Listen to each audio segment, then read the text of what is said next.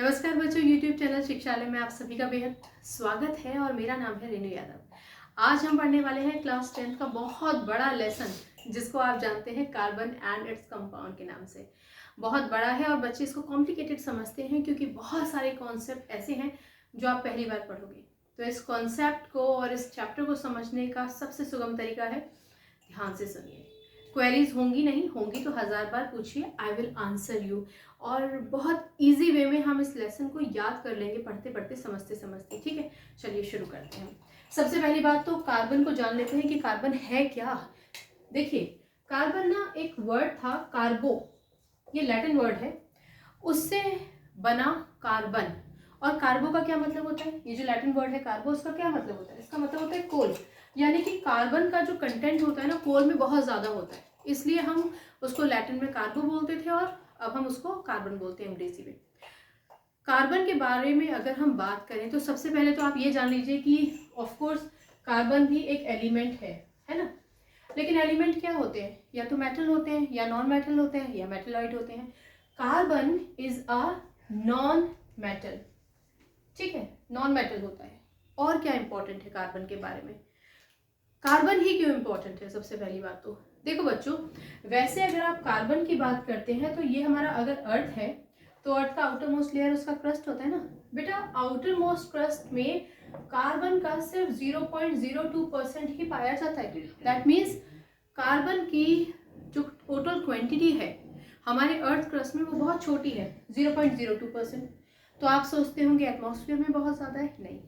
Atmosphere में carbon का जो टोटल कंटेंट है वो 0.03% है, कार्बन डाइऑक्साइड वगैरह के फॉर्म में ना। तो इसका मतलब अगर आप क्रस्ट के फॉर्म में देखें, जैसे कार्बोनेट्स के फॉर्म में एग्जिस्ट करता है क्रस्ट में, जैसे लाइमस्टोन हो गया, मिनरल्स वगैरह, पेट्रोल, डीजल, ओके। तो ये तो हो गया 0.02%। और अगर कार्बन डाइऑक्साइड गैस की बात करें तो वो एटमॉस्फेयर में 0.03% ही है। तो ये कार्बन हमारे लिए इतना इंपॉर्टेंट क्यों होता है? क्योंकि कार्बन छोटी या बड़ी क्वांटिटी में, मतलब ये जो परसेंटेज है उसमें किसी ना किसी फॉर्म में हमारे साथ एग्जिस्ट करता है, हमारे शरीर में भी पाया जाता है कार्बन। ये pen, marker, ink, board, duster, आपकी बुक्स यानी कि पेपर यानी कि पेड़ पौधे, सब में कार्बन होता है। जो फ्रूट्स हम खाते हैं, जो वेजिटेबल्स हम खाते हैं, जो आटा हम खाते हैं गेहूं का, सब में कार्बन का कंटेंट होता है। क्यों? क्योंकि कार्बन बड़ी बड़ी चेन्स बनाता है अलग अलग एलिमेंट्स के साथ ना, इसलिए वो अलग अलग तरीके के कंपाउंड्स बनाता है। इसलिए इस लेसन का नाम भी कार्बन एंड इट्स कंपाउंड है। चैप्टर बड़ा है, कुछ चीज़ें नई भी मिलेंगी आपको सीखने को यहाँ पर, लेकिन वो सब बात की बात है। शुरुआत करते हैं कार्बन के एटॉमिक स्ट्रक्चर से। एक क्वेश्चन आपसे पूछा जाता है कि what is the nature of carbon, ठीक है। तो कार्बन एक नॉन मेटल है, ये मैंने आपको बता दिया। उसके अलावा कार्बन टेट्रावेलेंट होता है, ये बहुत पूछा जाता है, इंपॉर्टेंट है, आपको पता होना चाहिए। टेट्रावेलेंट का क्या मतलब होता है?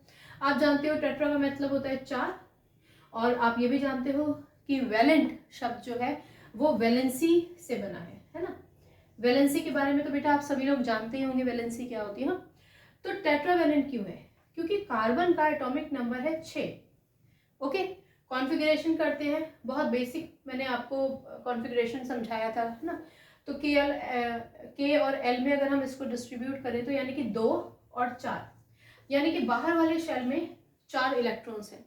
और आप जानते हो कि किसी भी एलिमेंट के बाहर वाले शेल में मिनिमम नंबर ऑफ इलेक्ट्रॉन्स आपका 8 होना चाहिए। अगर 8 होगा तभी ये स्टेबल होगा, है ना। यहाँ मैं आपको ये भी बताती चलूँ बेटे कि कोई भी एलिमेंट जिसका बाहर वाला शेल कंप्लीट होता है, यानी कि उसके बाहर वाले शेल में मिनिमम 8 इलेक्ट्रॉन्स हो, 18 हो, एटसेट्रा एटसेट्रा, तो हम बोलते हैं कि इसने नोबल गैस कॉन्फ़िगरेशन अटेन कर लिया है। Noble gas configuration. Noble gas configuration का क्या मतलब होता है? नोबल गैस कॉन्फ़िगरेशन का मतलब होता है कि बाहर वाला शेल उसका स्टेबल है, कंप्लीट है। ओके, नोबल गैसेस जैसे हीलियम, नियॉन, आर्गन, क्रिप्टन, ये सारे के सारे ऐसे एलिमेंट्स हैं जिनका बाहर वाला शेल कंप्लीट है, उनको इलेक्ट्रॉन लेने देने शेयर करने की ज़रूरत नहीं है। लेकिन हम तो बात कर रहे हैं कार्बन की, और कार्बन के पास है सिर्फ 4 इलेक्ट्रॉन। यानी कि इस कार्बन को 4 और इलेक्ट्रॉन्स की जरूरत है। क्लास 9th में हमने ये भी पढ़ा था कि किसी के बाहर वाले शेल में अगर 4 इलेक्ट्रॉन होते हैं और उसको अपना ऑक्टेट कंप्लीट करने के लिए 8 इलेक्ट्रॉन चाहिए, यानी कि 8 का जस्ट आधा 4 उसके पास है, तो ना तो वो 4 इलेक्ट्रॉन किसी को देगा, ना ही 4 इलेक्ट्रॉन्स एग्जैक्टली उसको कोई अचानक से दे देगा। ठीक है, तो ऐसे में क्या करता है, शेयरिंग। ओके, तो वही हम आ जाते हैं टेट्रावेलेंट, क्योंकि इसके बाहर वाले शेल में 4 इलेक्ट्रॉन होते हैं। Carbon is tetravalent because it has 4 electrons in the outermost shell.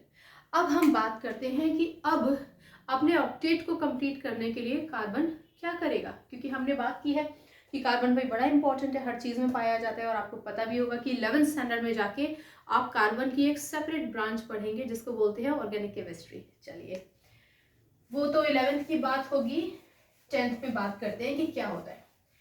देखिए, एक और चीज मैं आपको बताती चलूं, कहा जाता है कि कार्बन जो कंपाउंड्स बनाता है ना, वो बहुत स्टेबल होते हैं, टूटते नहीं आसानी से। उसका क्या रीजन है, क्योंकि कार्बन का जो साइज है ना वो बहुत छोटा है।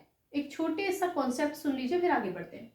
मान लीजिए हम कार्बन की बात कर ही रहे हैं, इसमें न्यूक्लियस है और ये इसका पहला शेल जिसमें 2 इलेक्ट्रॉन है, और इसका दूसरा शेल, ऐसे इलेक्ट्रॉन्स बना देती हूँ, और इसका दूसरा शेल जिसमें 1 2 3 4 इलेक्ट्रॉन्स है। आपको पता है कि जितने इलेक्ट्रॉन्स होते हैं किसी भी एटम में, उतने ही उसमें प्रोटॉन्स होते हैं, यानी कि इसके पास 6 इलेक्ट्रॉन है तो इसके पास प्रोटॉन भी 6 ही होंगे। ओके, अच्छा साइज देख रहे हो आप, इसका छोटा है, मैंने तो बड़ा बनाया है, लेकिन वैसे इसको छोटा ही साइज बोलेंगे क्योंकि इसका जो न्यूक्लियस है ना, ये बाहर वाले इलेक्ट्रॉन्स के बहुत करीब है। ठीक, अगर आपसे पूछा जाए कि ये चारों इलेक्ट्रॉन्स अपने दे क्यों नहीं देगा किसी को, तो उसका एक रीजन ये भी है क्योंकि न्यूक्लियस जो है वो बाहर वाले शेल्स के, और ये तो इनर मोस्ट शेल हो गया, ये तो इलेक्ट्रॉन देगा नहीं, पहले तो बाहर वाला शेल ही देगा ना अपने इलेक्ट्रॉन, तो न्यूक्लियस बहुत करीब है बाहर वाले शेल से, जिसकी वजह से ये जो न्यूक्लियस है, nucleus means it has protons and neutrons, neutrons तो न्यूट्रल होते हैं, पर प्रोटॉन क्या होते हैं, पॉजिटिव होते हैं ना, और इलेक्ट्रॉन्स क्या होते हैं, नेगेटिव होते हैं। और आप जानते हैं कि positive attracts negative, negative attracts positive. इसका मतलब कि क्योंकि न्यूक्लियस से बाहर वाले इलेक्ट्रॉन्स बहुत करीब हैं और न्यूक्लियस में प्रोटॉन्स हैं, प्रोटॉन्स होते हैं पॉजिटिव, तो वो positive protons in negative electrons पे पकड़ बना के रखते हैं, इनको जकड़ के रखते हैं। ठीक है, क्योंकि वो इनको जकड़ के रखेंगे बाहर के इलेक्ट्रॉन्स को, इसलिए कार्बन अपने इलेक्ट्रॉन्स किसी को दे नहीं सकता। ठीक है, ये भी एक रीजन है कि वो स्ट्रॉन्ग बॉन्ड्स बनाता है, कार्बन कार्बन के साथ भी और कार्बन बाकी के एलिमेंट्स के साथ भी। अब हम आगे बढ़ते हैं और धीरे धीरे आपको सब समझ में आएगा। ओके, तो मान लीजिए हमारे पास ये कार्बन है, ये कार्बन है, मैंने अभी अभी आपको बताया कि इसके बाहर वाले शेल में 4 इलेक्ट्रॉन है, 1 2 3 4। मैं इसको बीच में बनाती हूँ। पहले मैं आपको कार्बन कार्बन चेन नहीं, कार्बन की बाकी एलिमेंट से शेयरिंग बताती हूँ। कार्बन बाहर वाले शेल में 4 इलेक्ट्रॉन्स, 1 2 3 4। आप लोग ये जानते हैं कि इलेक्ट्रॉन्स को हम डॉट से दिखा सकते हैं, मैंने ऐसे दिखा दिया, कोई हर्ज नहीं, आप चाहें तो क्रॉस से भी दिखा सकते हैं। पर मैं आपको यही सजेस्ट करूंगी कि अगर आप क्रॉस से दिखा रहे हैं तो आप क्रॉस से ही दिखाएं, आप डॉट से दिखा रहे हैं तो आप डॉट से ही दिखाएं। ऐसा ना करें कि यहाँ तो आपने डॉट दिखा दिया, यहाँ आपने क्रॉस दिखा दिया, ये मत कीजिएगा। ओके, खैर, तो ये डॉट या क्रॉस क्या सिंबलाइज करते हैं, इलेक्ट्रॉन्स। कौन से इलेक्ट्रॉन्स, कार्बन के शेल के बाहर वाले शेल के इलेक्ट्रॉन्स। ओके, चलिए 4 इलेक्ट्रॉन हो गए। बात करते हैं हाइड्रोजन की, जो इससे शेयरिंग करेगा। हाइड्रोजन, आप जानते हैं इसका एटॉमिक नंबर 1 है, एटॉमिक नंबर 1, यानी कि इसके पास एक ही शेल है के, और के शेल में 1 इलेक्ट्रॉन है। के शेल में 1 इलेक्ट्रॉन का मतलब स्टेबल नहीं है, कितने इलेक्ट्रॉन्स होने चाहिए, 2। अगर इसके पास 2 इलेक्ट्रॉन्स हो जाएंगे, मैं फिर से आपको बताना चाहूंगी, अगर इसके पास 2 इलेक्ट्रॉन्स हो जाएंगे तो ये क्या अटेन कर लेगा, नोबल गैस कॉन्फिगरेशन।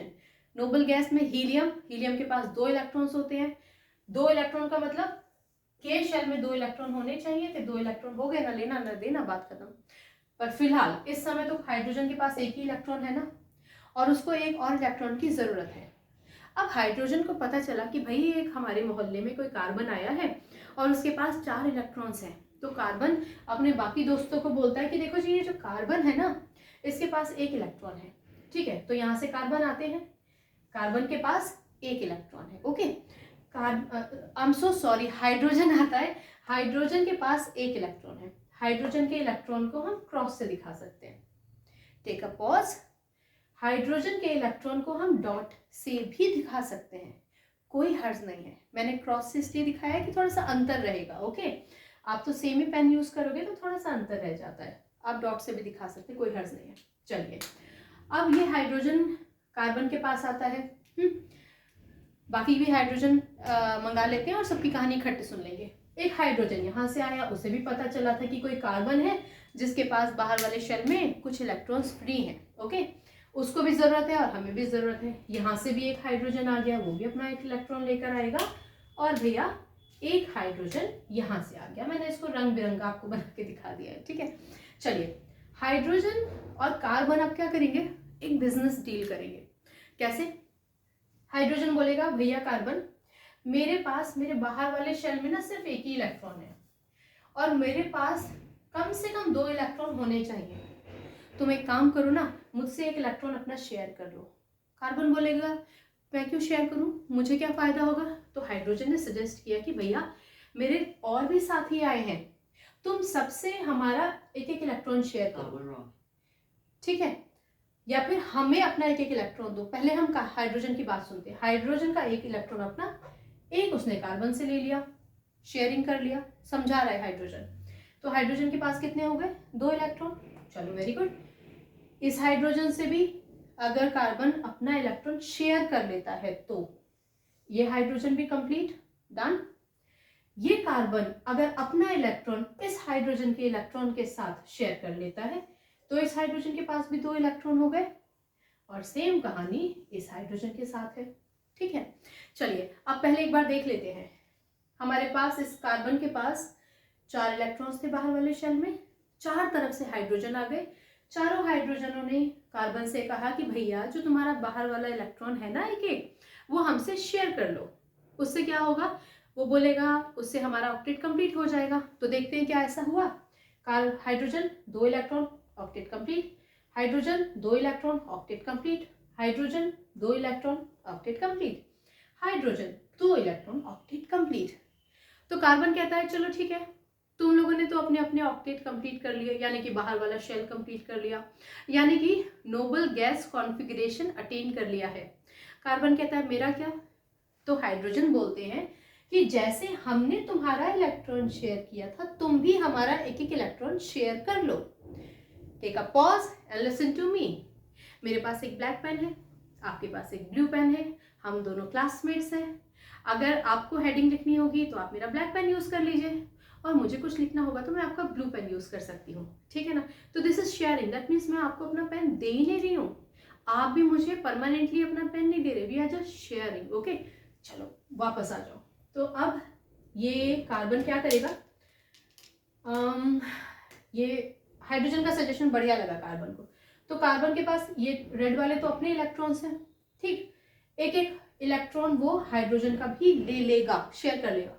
जैसे कि ये वाला इलेक्ट्रॉन लिया, ये हाइड्रोजन का ये वाला इलेक्ट्रॉन लिया, ये हाइड्रोजन का इलेक्ट्रॉन लिया, ये हाइड्रोजन का इलेक्ट्रॉन लिया, सर्कल कंप्लीट हुआ। अब देखते हैं कार्बन के पास कितने इलेक्ट्रॉन है। एक अपना, एक हाइड्रोजन का, 2, 3, 4, 5, 6, 7, 8, और होने कितने चाहिए थे? 8।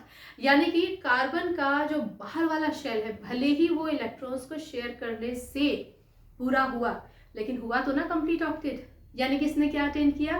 Noble gas configuration. Very good. अब ये जो है ना बच्चों, ये इलेक्ट्रॉन्स है ना, और जैसे कि मैंने आपको बताया कि इलेक्ट्रॉन्स को आप डॉट से भी दिखा सकते हो, क्रॉस से भी दिखा सकते हो।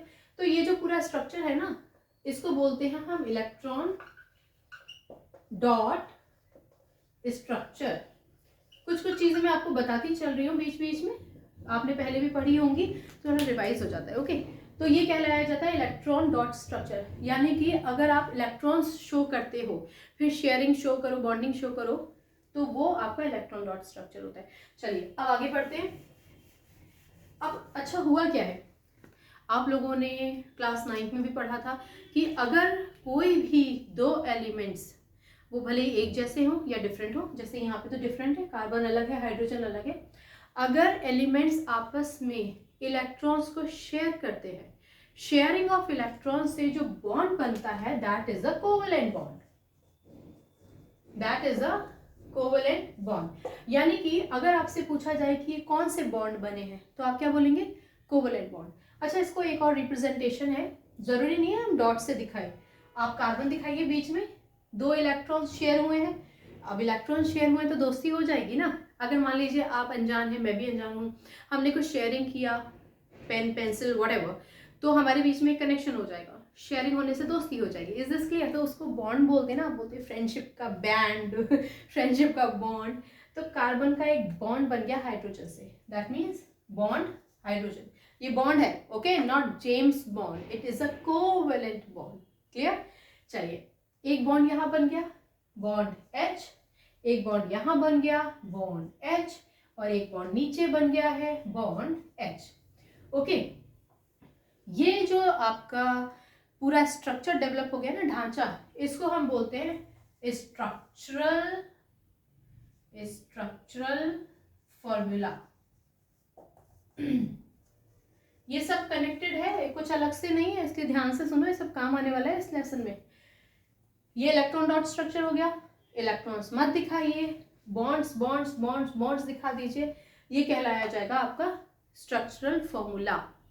बॉन्ड कौन सा है? कोवेलेंट बॉन्ड है। कोवेलेंट बॉन्ड क्या होता है? Bond formed by the sharing of electrons is known as covalent bond. एक और चीज सुन लेते हैं फिर आगे बढ़ते हैं। अब जरूरी तो नहीं है ना, अगर मेरी आपसे बॉन्डिंग है, मेरी आपसे दोस्ती है, तो जरूरी थोड़ी है कि मैं एक डाल के चलूँ, she is my friend, she is my friend, he is my friend. No, it is a bond, you don't have to show it. तो कई बार क्या होता है कि हम इसको कंडेंस फॉर्म में लिख देते हैं, ठीक है, यानी बॉन्ड नहीं दिखाएंगे, total number of carbon hydrogen दिखाएंगे। कार्बन कितने हैं? C, एक, और हाइड्रोजन कितने हैं? 1 2 3 4, CH4। कुछ लोग कहेंगे कि C1 क्यों नहीं लिखा, लिख दो C1, लेकिन यूजली जब 1 होता है तो हम 1 नहीं लिखते हैं, क्योंकि अगर हम 1 नहीं लिख रहे हैं, सिर्फ C लिख रहे हैं, तो माना जाएगा कि कार्बन एक है। ओके, तो CH4। Now this is known as condensed formula. Condensed formula, condense कर दिया ना, this is known as condensed formula, also known as empirical formula. ठीक है, कंडेंस्ड फॉर्मूला या एम्पेरिकल फॉर्मूला।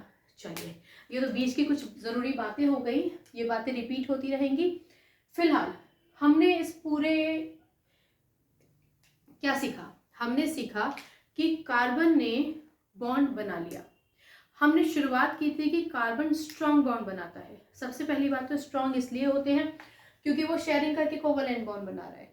ओके, इसके अलावा क्यों बॉन्ड स्टेबल होता है? जो कार्बन बॉन्ड बनाता है ना, और कार्बन जो बॉन्ड बनाकर कंपाउंड बनाता है, वो क्यों स्टेबल होता है, उसका रीजन आप समझिए। ये मैं सब हटा रही हूँ, बट आप सबको सब समझ आ गया होगा। कोई चीज समझ नहीं आए तो आप पहले उसको रिपीट करके सुनिए, फिर भी समझ में ना आए तो आप मुझे 1000 बार पूछिए, मैं आपको 1000 बार समझाऊंगी। देखो, हमने शुरुआत कुछ इस तरह से की थी। हमने कहा था कि कार्बन बहुत छोटा है, ये न्यूक्लियस है, ये पहला शेल, ये दूसरा शेल, इसके बाहर वाले शेल में थे ना 4 इलेक्ट्रॉन, ये कार्बन है। ओके, दिस इज कार्बन का न्यूक्लियस। तो क्या होता है कि जब यहाँ से हाइड्रोजन आता है ना, हाइड्रोजन के पास भी न्यूक्लियस तो है ही, और ये रहा उसका पहला शेल, दिस इज हाइड्रोजन, और ये है हाइड्रोजन के पहले शेल में इलेक्ट्रॉन। ओके, अब आप देख रहे हैं कि ये न्यूक्लियस है, और न्यूक्लियस में मैंने आपको बोला ही था कार्बन का न्यूक्लियस है, न्यूक्लियस में प्रोटॉन्स होते हैं, और हमने ये कहा था कि इसके जो प्रोटॉन्स होते हैं ना, इस इलेक्ट्रॉन्स को बांध के रखता है, क्योंकि डिस्टेंस नहीं है ना बहुत ज्यादा, कार्बन बहुत छोटा है। तो कार्बन जब अपने इलेक्ट्रॉन्स को बांध के रखेगा, तो उससे जस्ट जो शेयर करेगा इलेक्ट्रॉन, उसके इलेक्ट्रॉन को भी तो कैप्चर करके रखेगा ना। अब आप कहेंगे कि भाई कैप्चर तो हाइड्रोजन का भी न्यूक्लियस में जो प्रोटॉन प्रेजेंट है वो भी कैप्चर कर सकता है, पर ऐसा नहीं होता, क्योंकि देखो ना, इसके पास प्रोटॉन कितने हैं? 6, इसके पास प्रोटॉन कितने? केवल 1, तो पावर इसकी ज्यादा है ना। तो इसलिए ये स्ट्रांगली बॉन्ड करके रखता है। कितने भी तरफ से, चार तरफ से हाइड्रोजन आएगा ना, चारों तरफ के हाइड्रोजन को कार्बन का जो न्यूक्लियस है वो बॉन्ड करके रखेगा। और क्योंकि वो बॉन्डिंग रहेगी, अट्रैक्शन की वजह से पकड़ बना के रखेगा, जकड़ बना के रखेगा, इसलिए कार्बन जो भी कंपाउंड्स बनाता है वो बहुत ही मजबूत होते हैं। ठीक है, तो अगर आपसे जनरली पूछ लिया जाए कि the compounds made up by carbon और the carbon compounds are highly stable, तो उसका एक सबसे बड़ा रीज़न तो ये है ही कि कोवलेंट बॉन्ड बनाता है। लेकिन क्योंकि कार्बन का साइज बहुत छोटा है, उसका जो न्यूक्लियस है वो अपने इलेक्ट्रॉन्स को भी जकड़कर स्ट्रांगली बॉन्डेड रखता है, और जो अपकमिंग एलिमेंट्स होते हैं अपने इलेक्ट्रॉन्स को जो शेयर करने के लिए आते हैं, उनके इलेक्ट्रॉन्स को भी पकड़ कर रखता है। इसलिए होता है कार्बन हाईली स्टेबल। ओके, तो ये कुछ चीज़ें थी कार्बन के बारे में। और अब हम नेक्स्ट लेक्चर में पढ़ने वाले हैं कि कार्बन कितने फॉर्म्स में एग्जिस्ट करता है। ठीक है, तो छोटे छोटे लेक्चर्स मैं आपको दूंगी, छोटे छोटे लेक्चर्स को ध्यान से सुनिएगा, चैप्टर आपको पढ़ते पढ़ते याद हो जाएगा। ठीक है, चलिए केमिस्ट्री से अपनी केमिस्ट्री अच्छी बनाए रखिए, अगली बार मिलने तक अपना ख्याल रखें, खुश रहें, खूब अच्छे से पढ़ाई करें। नमस्कार।